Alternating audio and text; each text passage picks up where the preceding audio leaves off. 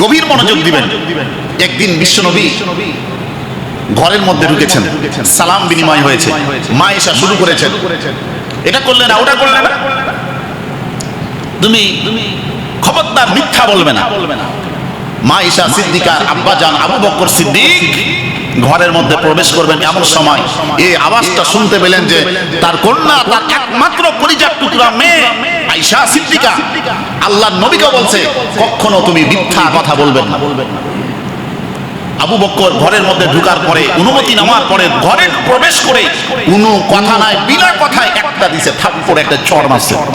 কি মারছে ভাই? কাকে মারছে? মেয়েকে মারছে। কে? বাবাই। কোনো কথা শুনেন নাই, কি হয়েছে না হয়েছে সংসারের মধ্যে, এগুলো শোনার সময় নাই।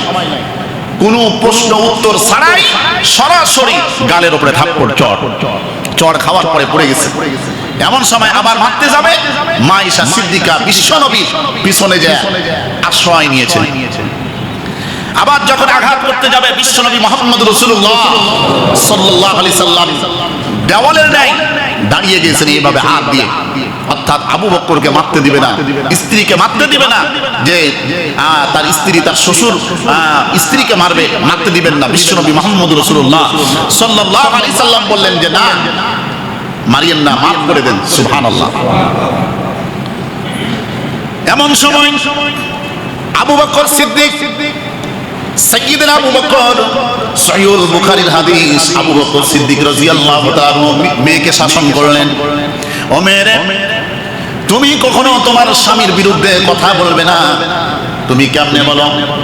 মিথ্যা কথা বলার কথা আমার নবী বিশ্বনবী মুহাম্মদুর রাসূলুল্লাহ সাল্লাল্লাহু আলাইহি ওয়াসাল্লাম জীবনে কোনোদিন মিথ্যা কথা বলতে পারেন না।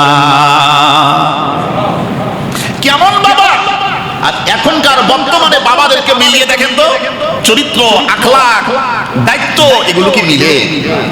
কোনোভাবে যদি মেয়েতে বাবা মারে, একটু বলে তিলকে তাল বানায় ফেলে, কেমনে জামাইরে কবজা করা যায়? ঠিক না? ঠিক কেমনে কবজা করা যায়? যে মা যত বেশি মেয়ের বিষয়ে দালালি করবে, সেই মেয়ের সংসার তত তাড়াতাড়ি ভাঙবে। ঠিক না? ঠিক। সম্মানিত শুধু এই হাদিস থেকে আমরা কি শিখলাম? ও দুনিয়ার শাসী, ও দুনিয়ার আমাদের মা বোনেরা, আমাদের মা বোনের আব্বা মাগন, সকলের উদ্দেশ্যে আমরা বলতে চাই, আল্লাহর নবী বিশ্বনবী এই সহিহুল বুখারীর হাদিস থেকে আমরা কি শিখলাম? আল্লাহর নবী বিশ্বনবী কি শিক্ষা দিলেন? হাদিস থেকে আমরা কি শিখলাম? তার মানে বোঝা গেল, ও বাংলার মুসলমানেরা, আল্লাহর নবী বিশ্বনবী এই হাদিস থেকে এটা আমরা শিখলাম, আবু বকর এটাই শিখালেন যে মেয়ের সব কথা শুনে এরকম ভাবে চড়া হওয়া যাবে না, দালালি করা যাবে না। ঠিক না? ঠিক সিদ্ধান্ত নেওয়া যাবে না। আল্লাহর বান্দা বান্দিরা, আমার মা বোনেরা, মা ঈশা সিদ্দিকাকে বিশ্ব নবী মুহাম্মদ সাল্লাল্লাহু আলাইহি সাল্লাম বললেন, ও আয়েশা রে, আমি তোমারে কিভাবে বাঁচালাম তোমার বাবার আঘাত থেকে? আমি তোমারে কিভাবে বাঁচালাম? আমি তোমারে কতই না ভালোবাসি, তোমারে কতই না আমি মহব্বত করি। দেখলেন বিশ্বনবী স্ত্রীকে খুশি করলেন না? এই কথার দ্বারা স্ত্রী খুশি। ও আমার মা বোনেরা, আল্লাহর নবী বিশ্বনবী মুহাম্মদ সাল্লাল্লাহু আলাইহি সাল্লাম এবার আয়েশা সিদ্দিকাকে বললেন, ও আয়েশা রে, শুনে রেখো, আমরা নিজেদের মধ্যে কোনো বিষয় যদি আমাদের ভিতরে যদি খটকা লাগে, কোনো যদি প্রশ্ন জাগে, আমরাই সারায় নিব। তার মানে উভয়ের মধ্যে কোনো কিছু হয়েছে, তৃতীয় পক্ষ কখনো সমাধান করতে পারে না।